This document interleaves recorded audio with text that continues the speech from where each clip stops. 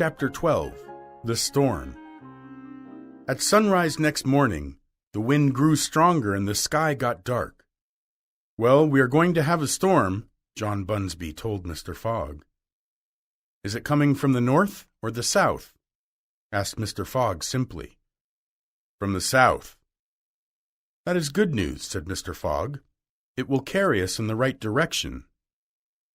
"Oh yes, we have these strong winds near China this time of the year, but they are dangerous," said the captain, and he was right.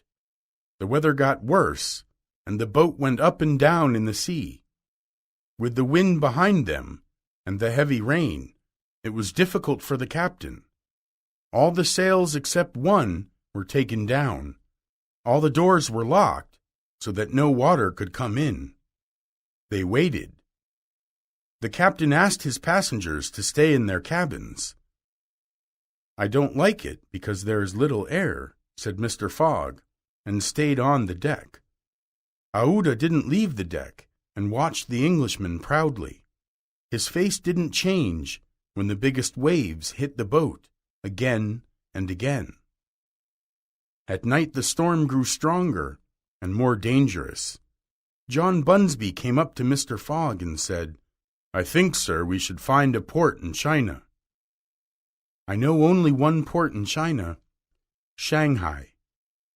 It took the captain some minutes to understand Mr. Fogg's words.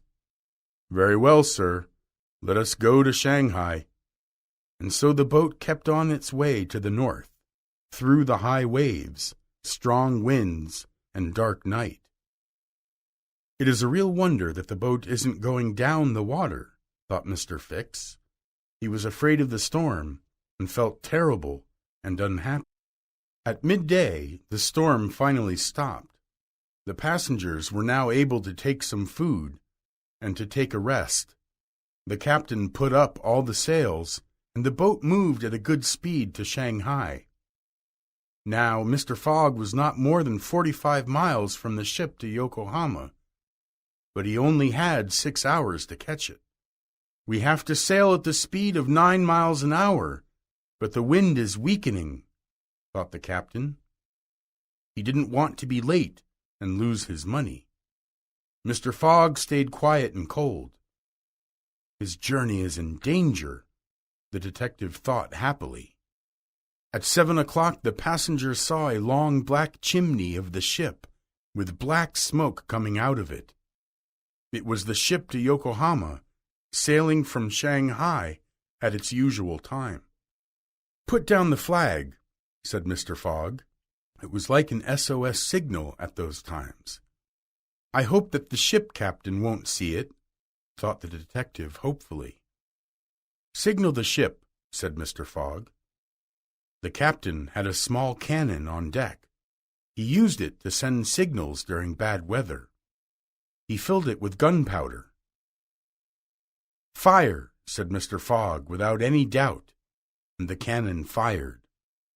Every eye on board the boat was looking at the ship. Still she kept her course.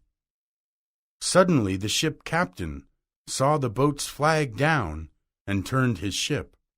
A few minutes later, Phileas Fogg paid John Bunsby £550.